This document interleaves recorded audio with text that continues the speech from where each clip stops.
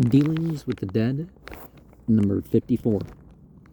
A pleasant anecdote is related by the calls of Dean Swift, who, when his servant apologized for not cleaning his boots on a journey because they would soon be dirty again, directed him to get the horses in readiness immediately, and upon the fellow's remonstrance that he had not eaten his breakfast, replied that it was of little consequence, as he would soon be hungry again. The American Irish are undoubtedly a very sweet people when they are thoroughly washed, but they rarely think of washing themselves or their children. They are so soon dirty again. Hydrophobia is an Irish epidemic, and there are also some of the Native American party, I fear, who have not been into water since the Declaration of Independence. When Peter Fagin applied to me a few days since to read for him a letter from his cousin, Ailey Murphy of Ballyconnell in the county of Cavan, he was so insufferably filthy that I gave him $0.25 to be spent in sacrificing to the graces, that is, in taking a warm bath.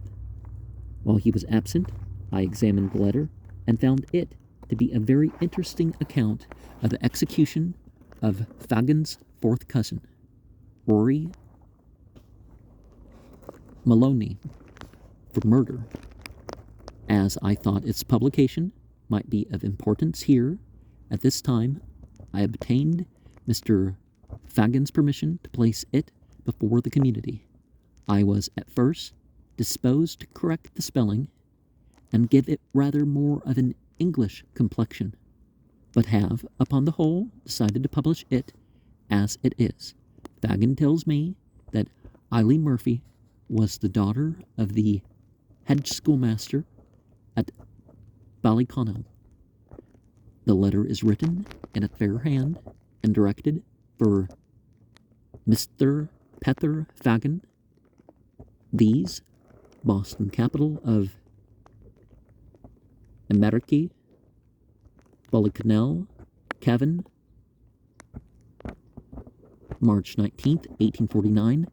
Fagin dear, bad news, and through for ye it is, Rory Maloney, your own blood cousin, o' the fourth remove, by the mither's side, was pit up yestreen for the murther o' Tully o' Shane, and there was niver a felly o' all that's been hung in Ballyconnell with sich respectable attendants. The witty Magee pit the devil into both the poor fellies, no more nor a whack arter the barrow o' her fourth husband, and so she kept a flirting with the one and the thither till she flarted out o' the world this away. Poor Rory, what a swat boy he was, just 6 foot and 4 inches in his brogans. Ucklet, my God, it's myself that wished I'd been pit up along with him, but he's glen gain now. When we was childer together, how we used to gather the periwinkles by the brook and chase the fire flots in the pasture o' a June evening. Och, my God, Pether, but there's no use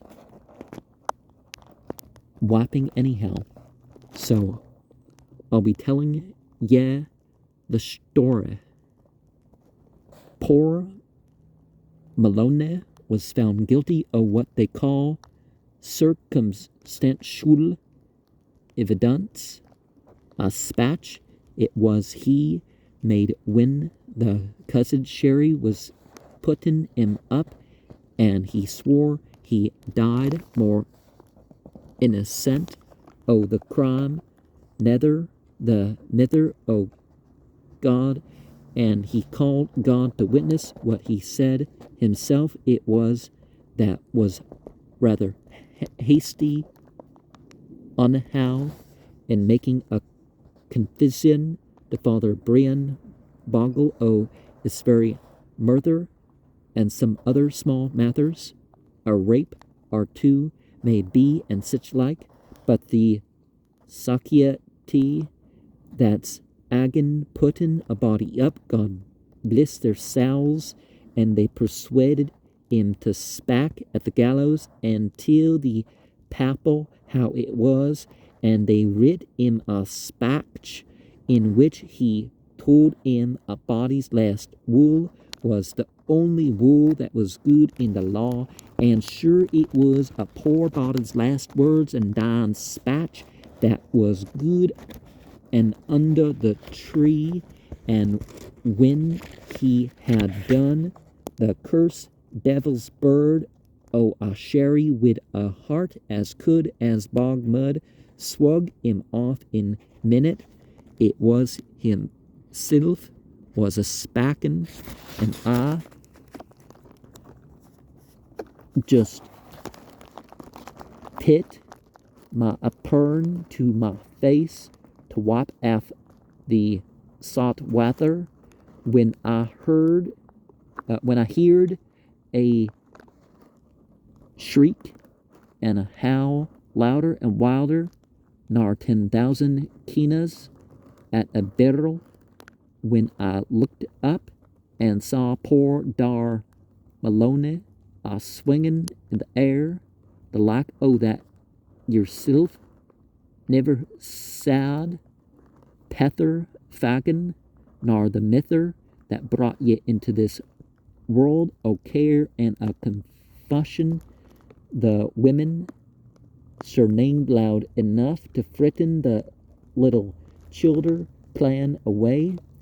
In Balamahan, the men swung their chilales o'er their heads. Father Brian Bogle was crossing himself, and a stone hurled by Jimmy Fitzgerald at the infernal sherry knocked Father Bogle's tath down his throat. By the same token, you see, they was pit in for him the D afore at considerable cost. Father Brian fell back, head foremost, you see, on top o' Molly Mahoney's little bit table o' refreshments, and 'twas the work o' a minute. Molly, who just afore was wall to do in this world, was a brucken merchant, immediately all clan tumblers o' whiskey, cakes, custards, and cookies was all knocked in the shape o' bit o' chalk, and all the pennies she had took since Bick O.D.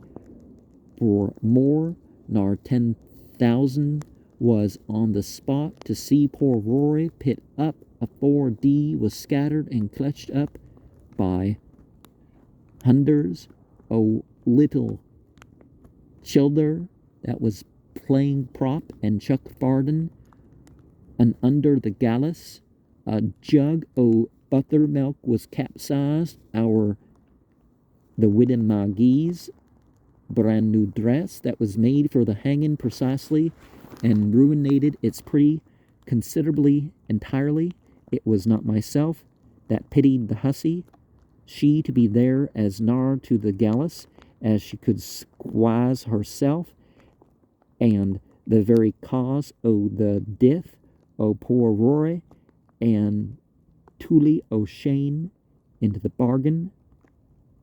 Uckfagan, never ye see, was the likes o' it in the Ballyconniff afore, when the sherry was for cutting the altar and lifting the corpse o' poor Dar Maloney down into the shell that was already below.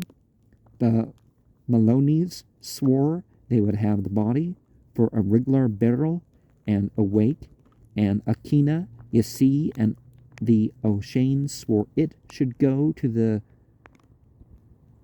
resurrectioners to be made into a monotony. Then for it was such a cursin' and a swarrin' and howlin', sich a swingin' o' shillalies, sich a crackin' o' pates, sich callin' upon Jassus and the blessed mither, sich a scrammin' o' women and childer, niver was heard afore in country Cavan. The sherry he gat on Molly Mahoney's little table to read the riot act, and when he uppunt his mouth, Phelim MacFarland flung a rotten egg atwan his teeth precisely, and brought him to a spatty conclusion. Poor Rory, venerable out, mither was carried aft and murthered in the side o' the head with a stone mint for the sherry, o' which she recovered directly. They tried to cap her quiet in her shanty, but she took on so gravis that they let her attend the pittin' up poor old sow. She said she had attended the last moments o' her good man and both her childer, Patrick and Pether, when they were pit up the same way, and it was not the like o' her to heart poor dear Rory's fallings on a how. Dolly Maccabee was saved by a miracle. You see, she took out with her 7 childer, leading little Phelim by the hand, and with her baby at the breast, and herself in a familiar way into the bargain. She was knocked over and trampled under the fat o' the fellies, as was yellin' and fittin' and stunted out o' her rassin' entirely.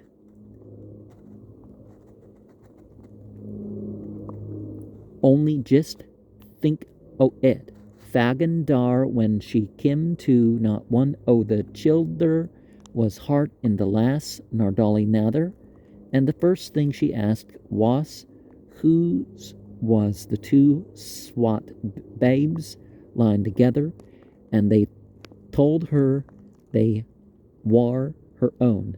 Ye see, Patrick O'Shane and some more trod upon Dolly Maccabee and hastened matters a little, and she was delivered o' twins without knowing anything about it.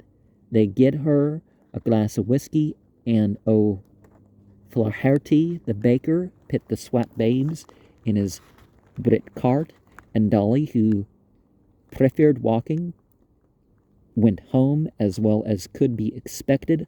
All the Maccabees have excellent constitutions and make no more o' sich thrifles than nothing at all. But it's for telling the particulars I'm written, as I told ye 'twas about the widow McGee. Rory told more nor 50 for a whack afore that he'd have Tully's heart's blood. When Tully was found, it was stone dead he was, and his head was bet all to pieces, and Rory was tap o' him holten him by the throat with a shillelagh nigh by, covered with blood, and the blood was rinnin' out o' his eyes and nose and ours, Lawyer McGammon defended Rory, the poor unfortunate crather, and he frankly admitted that it was unlucky for him to be found just that away, but he told the jury that as he hoped for salvation, Roy was an innocent man, and he believed the foreman as guilty nor he. He brought half Ballyconnell to prove that Tooley was liable to blood freely at the nose, and was apt to have a rush of blood to the head, and he compared Rory to the good Samaritan, and said he was there by the merest accident in the world, and was trying to stop the flow of blood by holding Tooley by the throat. As to the bloody shillelagh, McGammon brought more nor 20 witnesses, and every one a Mullaney, to swear it was more like Tooley's own shillelagh nor 2 paws in a pud. And then he had 3 lunatic doctors. They called to prove that O'Shane's were the self-destructive persuasion as to what Rory had said about having Tooley's heart's blood. Lawyer McGammon proved that it was a common mode o' spacking in Ballyconnell and all over the country among friends and neighbours, and then he hinted in delicate way that all the Mullaneys would be after saying that very same thing o' the jury if they brought Rory to the gallows by their verdict, and that he was guilty o' nothing but circumstantial evidence, but the jury brought in the poor felly guilty o' murder, and it's all our with poor Rory. It's no more I can write. Your sister Belly McNamara has 9 fine boys at 3 births. It is from yours ever till the D. Eiley Murphy. Now, he should have used proper English, because I don't think that people barely able to speak their own language are going to be more communicable than the others, because everybody else is trying to mimic the others if they're in their broken English.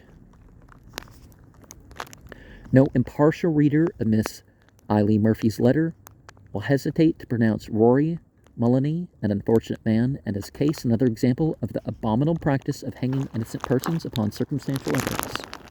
Okay, so see, the problem isn't the death penalty, it's,